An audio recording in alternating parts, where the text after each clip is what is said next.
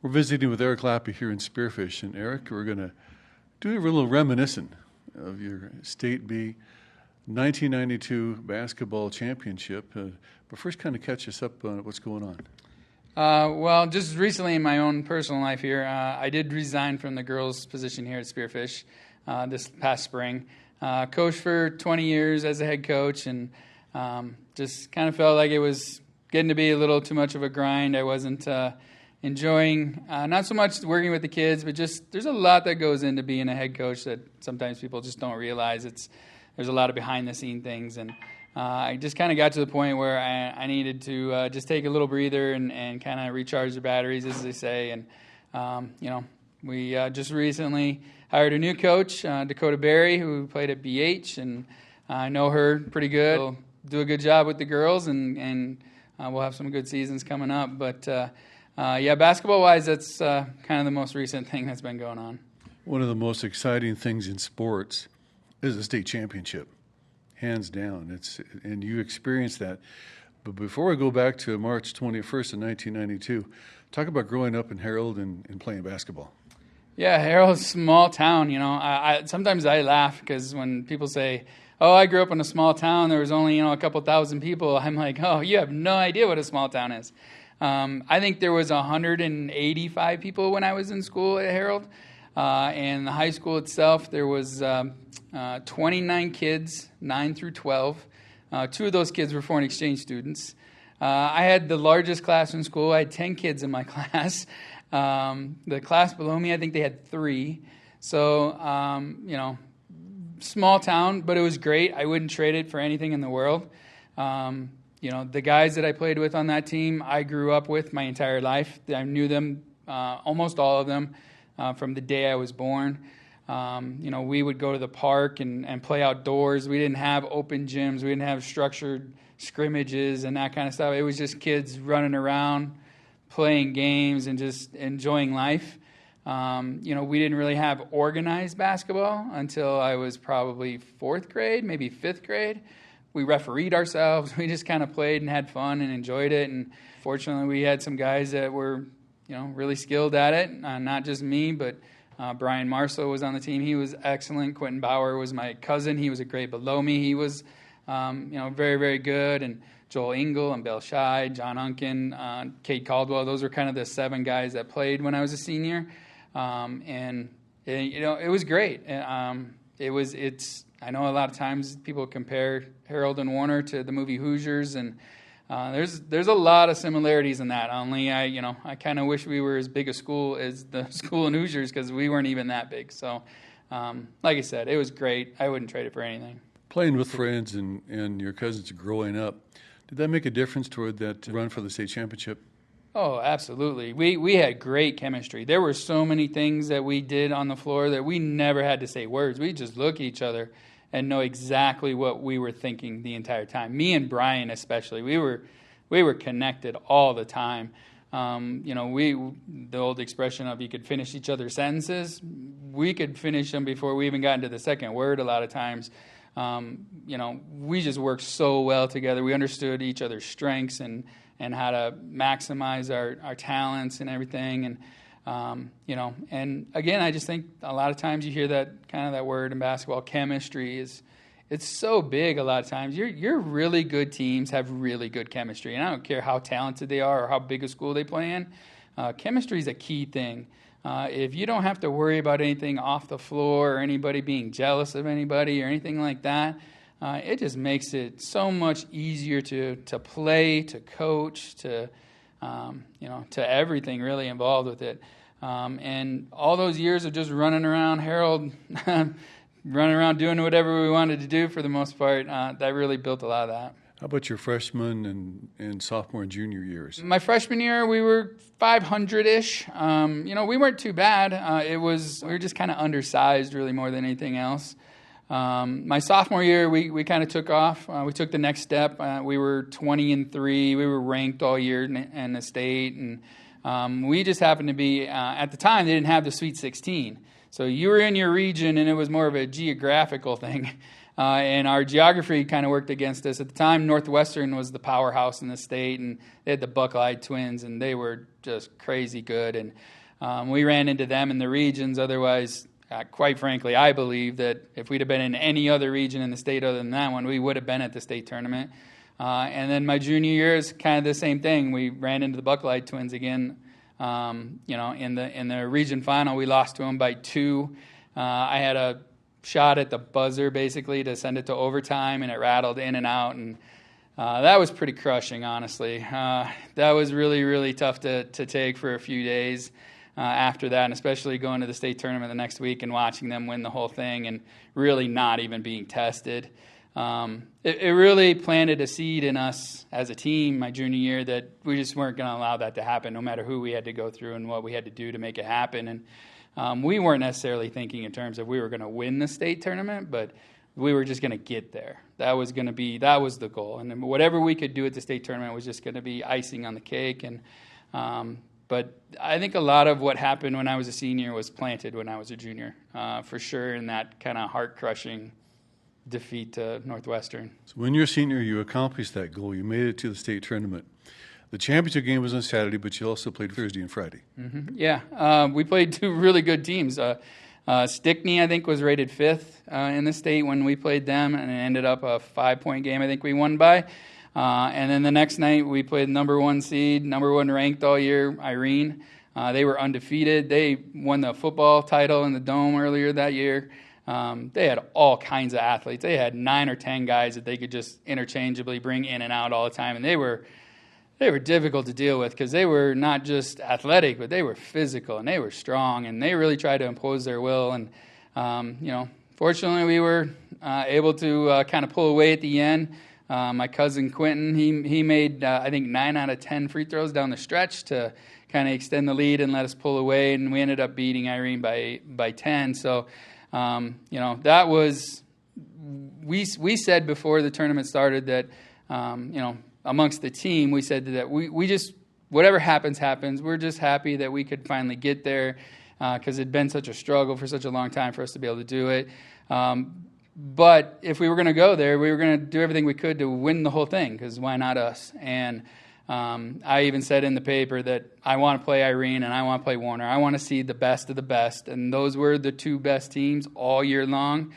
They hadn't really been challenged by anybody in any class. And, I just said I want to play them both, and we'll let the chips fall where they may. Did you get any sleep that Friday night? No, I was a teenager then. Sleep wasn't really something I was too worried about. Fatigue wasn't really a factor for us, honestly. We mostly played 6 guys most of the time throughout the year. So we did a lot of conditioning throughout the year because we couldn't afford to get tired. We didn't have nobody to sub in and out. We didn't have a deep bench. So, we were young. We didn't know any better. We didn't know what was going on. We didn't really understand the outside ramifications of what we were trying to do. We were just trying to win a few basketball games and have a good time doing it. We stayed up way too late playing Nintendo and watching TV and doing things we probably shouldn't have been doing. But at the same time, we didn't play till 8 o'clock, so we could sleep as late as we wanted to. So, that's teenagers for you, I think. The gym in Aberdeen was packed out, standing room only, and a raucous crowd. You weren't all that nervous? Well, don't tell me. Don't tell me it was just another game.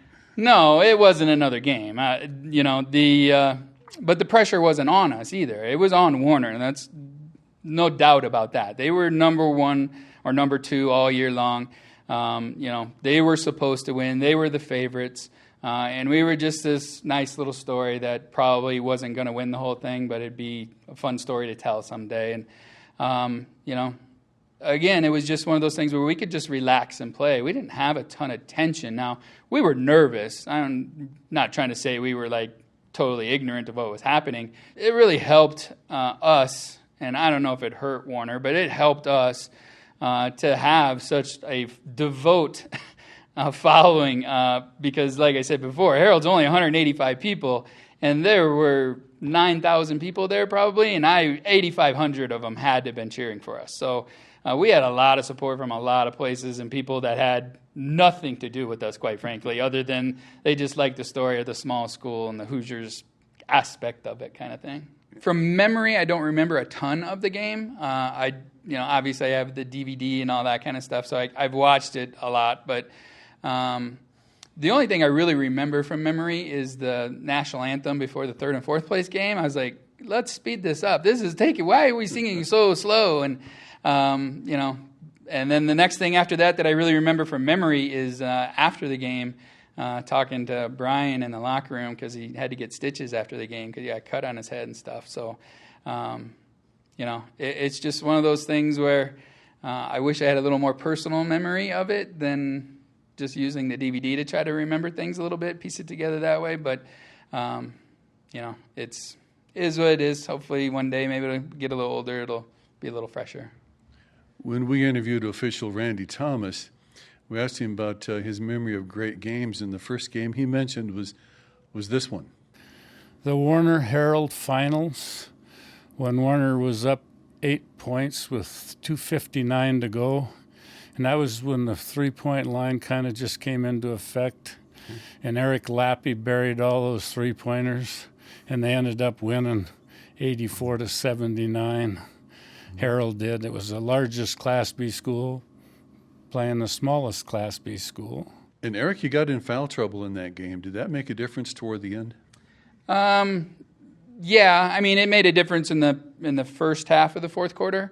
Once I kind of got to about 4 minutes left in the game, it was going to shake out how it was going to shake out, and I didn't really worry about fouling too much.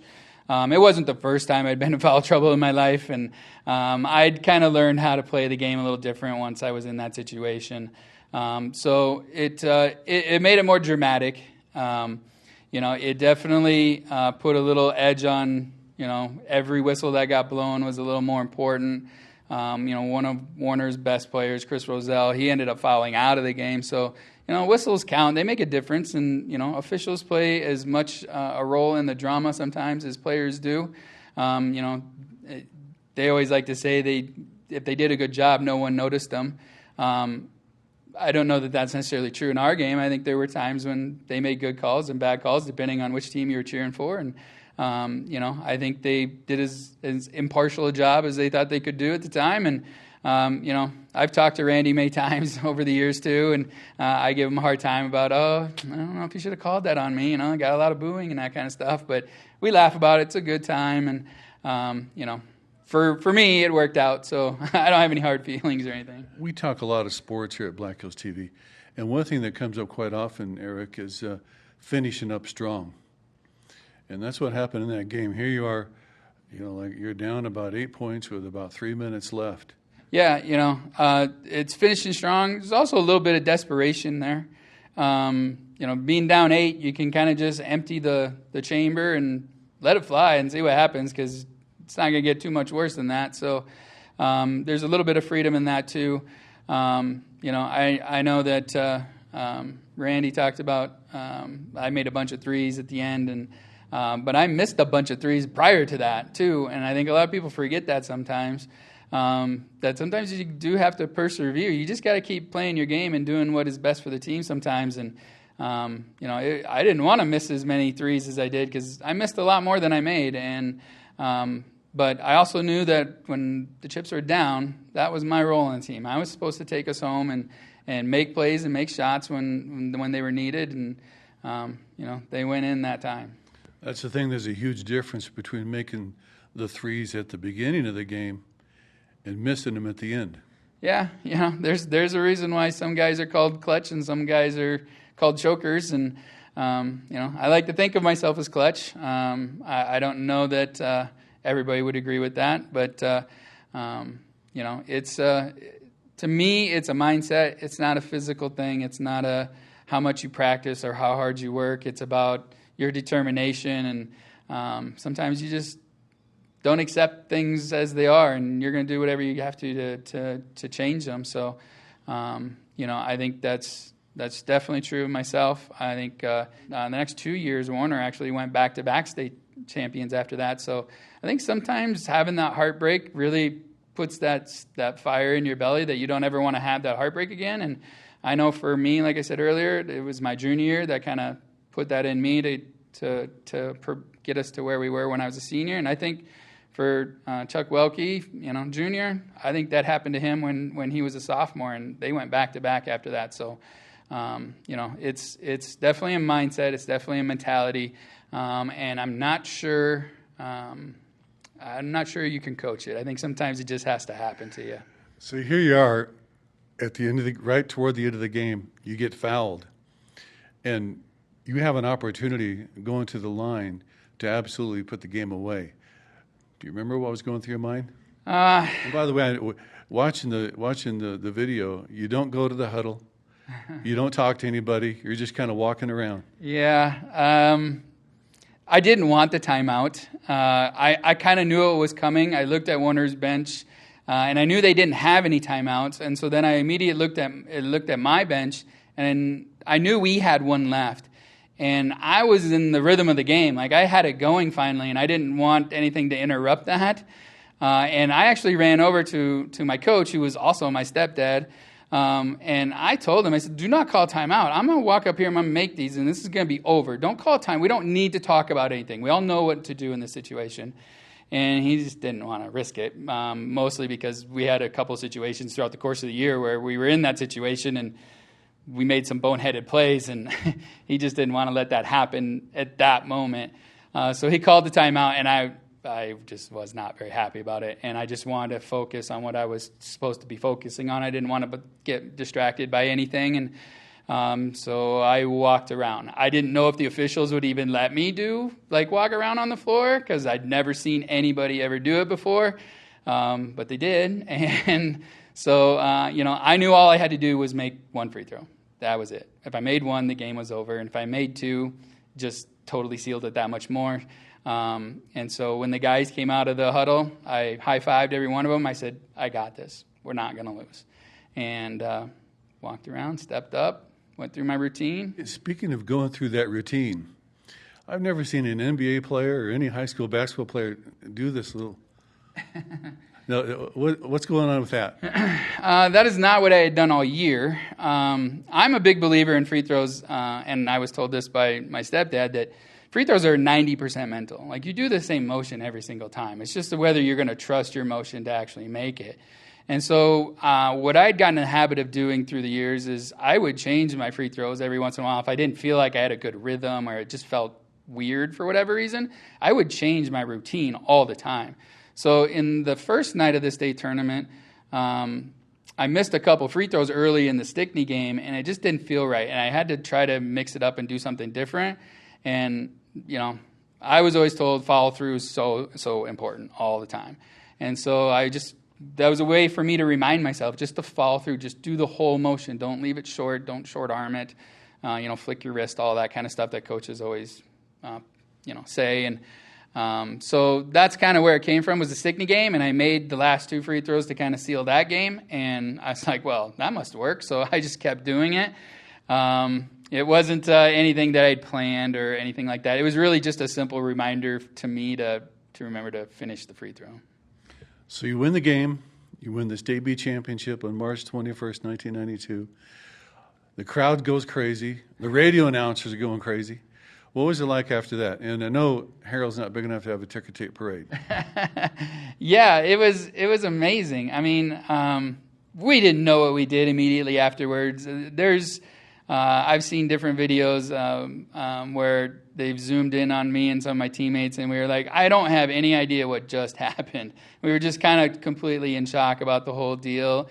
One of the best things that I really love about some of the videos that we have, and it's I'm not sure if it's on the Facebook video or not, but at the end of the game, they're handing out the awards and they're announcing all tournament team and all that kind of stuff, and we're just kind of standing around, applauding those who got the awards and whatnot. And at the very end, the very last person they announced for all tournament team was my younger cousin Quentin, and it was amazing. We were just all so happy for him, and we just got into a big huddle, and we just hugged each other, and it was amazing, and easily the specialist time I've ever had on a basketball court. It still gets to me today.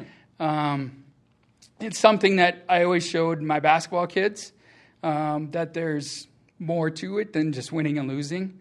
There's so many so many things that you can get from basketball that outweigh how many games you won or how many points you scored or anything like that. And that's really what I remember most. That's what I value most from that particular game, is that kind of stuff. We had celebrations too. We went home and there was a big, reception for us at the gym, and we all tried to get up and give speeches. I don't know how good they were, but we were just teenagers trying to do what we thought the pros would do and that kind of stuff. But it was probably a good month almost of just kind of almost every other night we had a celebration somewhere. We went to Highmore, went to Pier, we went to different restaurants. We went up to Gettysburg, which is almost an hour away, to have a meal up there. And, it was great. It was amazing. It was it's what you would want to have if you had a chance to celebrate a championship. Well, another cool thing, Eric, is you talk about team chemistry, builds community chemistry too. Oh, absolutely it does.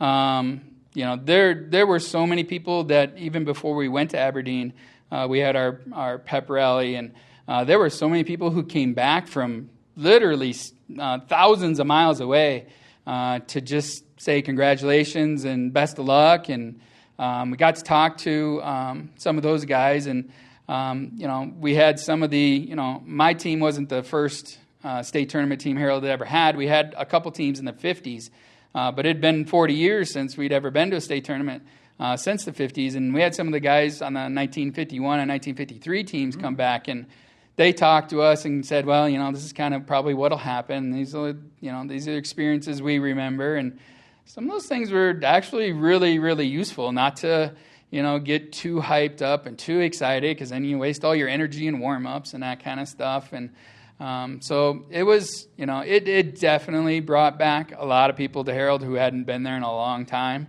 And it definitely, there were a lot of people who said they were, proud to be from Harrold again. So, that part of it's pretty cool too. Well, Eric, thanks for taking time to visit about the state championship. What a special memory. Yeah, absolutely.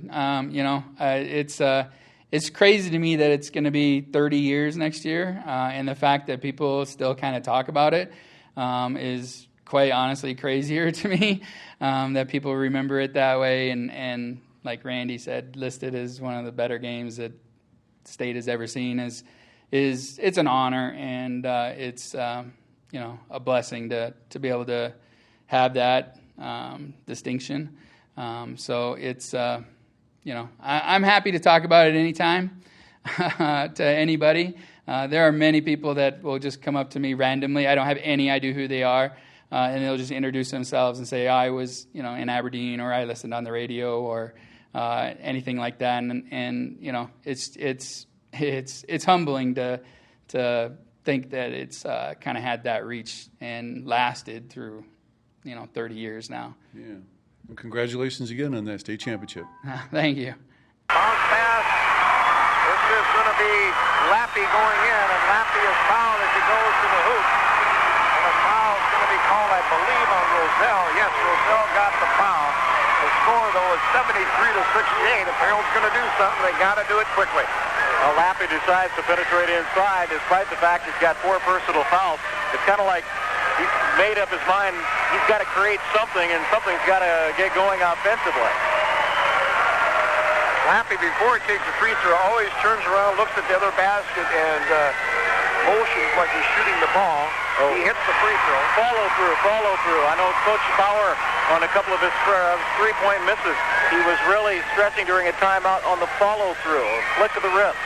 28 points for Lappe. Hits both the free throws. 73-67. Harrold needs the ball back. They need to stop Warner. Roselle holds the ball on the right wing. Goes around 2 people. Goes up and scores. Roselle with 20 points in the game. And now Marshall. Marshall into the middle. The shot is good. Marshall has it, but right now Harrold can't afford just to play faster. There's Bauer on a steal. Bauer to Lappe. Lappe takes the 3. It's good.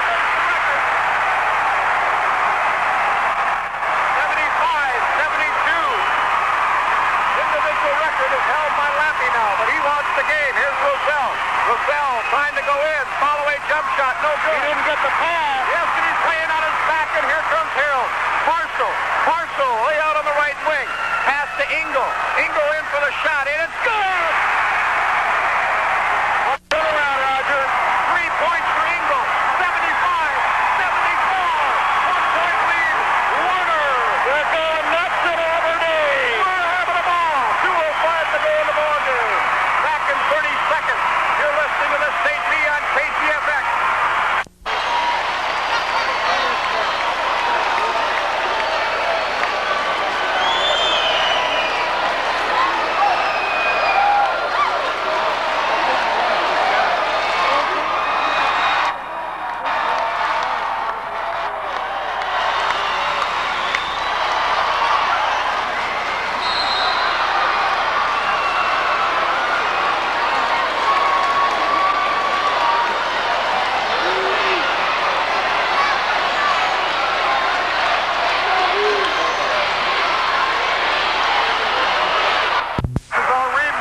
Roselle got the rebound.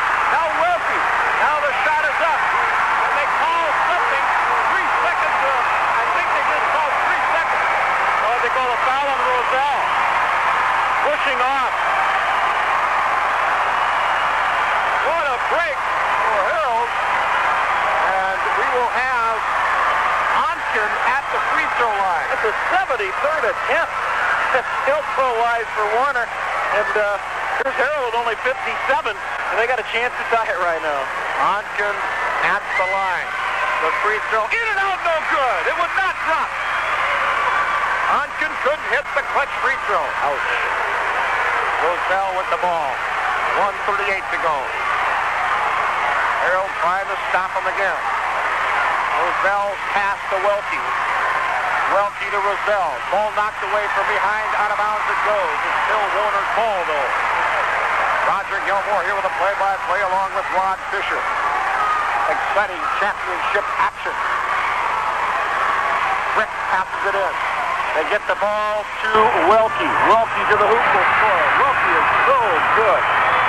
You gotta call it like it is. He is an outstanding center. And you can't teach some of the things he's doing out there offensively.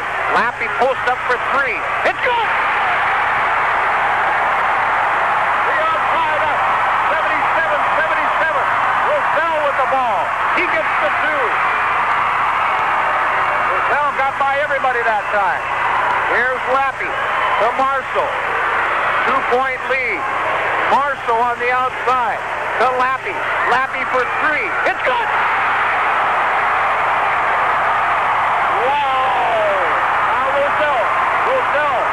Goes to the hoop.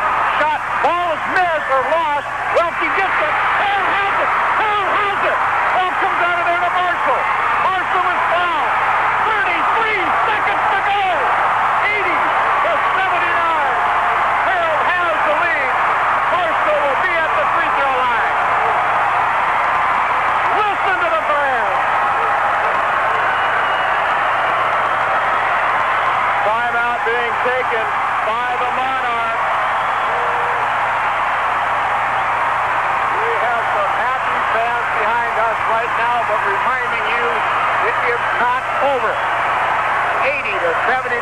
It's still up to Harrold to hit free throws right now, and then even at that, with the Brandner has been hitting some threes tonight. Welke can go out to the outside on the perimeter. Roselle can do it. So Harrold's got a lot to think about when they go back on the defensive end. Marshall will be at the line. He's a good free throw shooter. He is 1 for 2 in this game. Lappe has hit 3 straight three-pointers. He shattered the individual record, which was 6. He has 10. You can't hear yourself thinking this place tonight. No, you cannot. This is one of the wildest atmospheres. This is what it's all about when it comes down to the state tournament. This is what Class B basketball is all about, Rod. This is what it's about. I think Warner's out of timeouts, too. Warner cannot stop the clock anymore. Harrold, I think Harrold, Dennis has one left, ours. We have Harrold Now, here's the situation. Harrold leads by 1. Both free throws would mean that Warner would have to hit a 3. If Marshall cannot make but more than 1, Wilkie is certainly going to get the ball for 2. In case of a jump ball, possession arrows to Harrold. The free throw is missed. Marshall missed it. The last 2 free throws by Harrold have been missed. Here's Roselle. Roselle with the ball. And a foul on Marshall. Not a bad foul, really. No, we are not in the penalty situation as far as Harrold is concerned. Harrold can still foul 2 more times before sending Warner to the line. But, oh, what a big missed free throw. Marshall Onken missing one earlier, and then Marshall missing that one. And what won the game for Harrold last night is they hit their free throws down the stretch. Pass coming in. They can't get the ball in, and there's the tie-up. Harrold's got the ball. Possession arrow points to Harrold. Harrold got it now. They couldn't get it in. I tell you what, it was awful close to 5 seconds. Awful close to 5 seconds. And they couldn't save themselves because they're out of timeout. Pass into Marshall. Marshall is immediately fouled by Roselle. And Marshall must hit him now. 21 seconds to go. Come on, Marshall. Yeah, Warner cannot stop the clock. They're out of timeouts. Well, Brian Marshall's thinking about it. Lappe offering words of encouragement to him with that bandage is wrapped around his ears, and the way this crowd's yelling, it's amazing he can hear. He probably can. He probably can. 21 seconds to go. And Roselle's fouled out of the ball game. His 5th personal foul. I didn't even realize it. So Roselle clears the game with a good game, 22 points. Here's Jason Brander. He hasn't played up until the second half of this ball game in this tournament, and now he's thrown into this kind of situation. Marshall must relax. The free throw, good. With Roselle out of there, they've lost their main three-point shooter, but Wilkie can shoot from three-point range. Here's a key free throw. This will determine whether Warner's offense goes for 3 or 2. Hits it. He hit it. 3. And Wilkie can hit from 3. Wilkie dumps the ball off. Radner has it. To Wilkie. Wilkie steps back for 3. Shot is no good. Rebound goes to Harrold. Harrold has the ball. There's 8 seconds on the clock. Lappe is fouled. Lappe is fouled. Harrold could be a champion. Harrold could be a champion. 82 to 79. 6 seconds to go. Harrold could be a champion. 1 free throw is all they need. And Lappe, the best free throw shooter on the team, is at the line. What a ball game. Chuck Welke was down here crying for a foul, or not the coach Welke, because he felt that his son out there who took the shot got fouled. He wound up on the floor. I don't know. He's over now. He's arguing with Mr. Kleitlow. He thought, I think what he's arguing about is he thought the foul should be called sooner than it was. Yeah. And Lappe did a good job of getting the rebound and then getting out everybody's way. He had Warner, 3 guys chasing him, but he stayed away from him and ate up some crucial time. Look at Lappe. Eric is not even in the huddle. He's walking around. He has not missed a free throw tonight. Don't start now. And I told you that during the ball game, Lappe will usually get his points. Well, you know, it's only... He's got 3 3-pointers. He's got 4 in the game. He was missing them earlier. It's only appropriate that Lappe step to the free throw line with a chance to ice a state championship away. 1 free throw is all they need. Lappe is there. The season is here. He's thinking about it. He didn't even go to the huddle. During the whole timeout, he was not in the huddle. He was walking around on the floor. He had a towel. He was fidgeting with that. Now he goes through his motion. 6 seconds to go. Warner's got to throw up a 3 if Lappe does miss. There are no rebounders on the lane for Harrold. They'll use Welke or Brantner. Free throw. Good! It is Harrold! And this one will clinch today. The second smallest school in the Dakota. Bring out the Hoosier anthem. The free throw. Good! It It's all but over. It's all but over. Brandner for three. It is no good. Rebound. It doesn't matter. The Harrold Cardinals are the state B basketball champions. The Harrold Cardinals win it all in Aberdeen. What a great victory. They were down by 9. They came back and won it. And they gave Warner the first defeat of the year. Harrold ends the season 22-3. The champions in South Dakota. I don't think I've ever seen quite a game like this. We've seen some great ones. Northwestern Lyman back in 1990. Clear Lake Jefferson High School girls basketball.